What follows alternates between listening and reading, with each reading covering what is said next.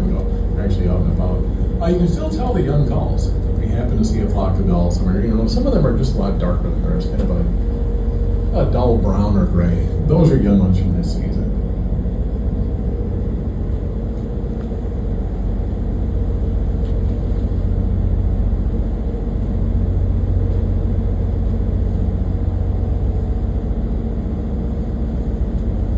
Going to be able to pick out a couple of spots where the nests were. So we're just actually that tree was growing at the cliff top until the cliff collapsed out from underneath it. And maybe 50 feet or so farther up the shore, just beyond that, there's an even bigger section that collapsed at about the same time.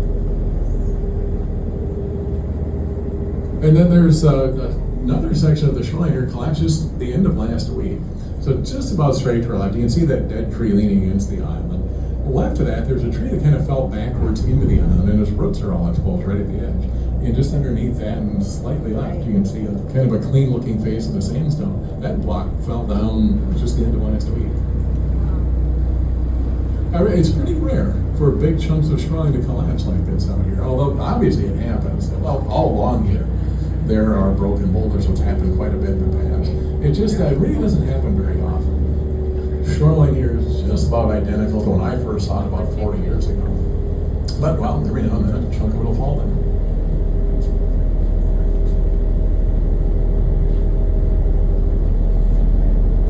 Something else we can see along here, some of the variation of the stone.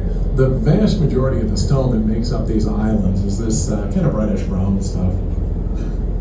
Well, that arch collapsed. That was back in the summer of 1975 that fell down.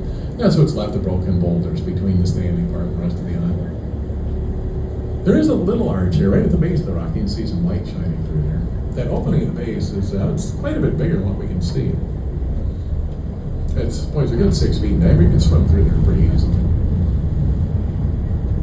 That open arch is down. The blocks are roughly 3 by 4 by about 6 or 8 feet.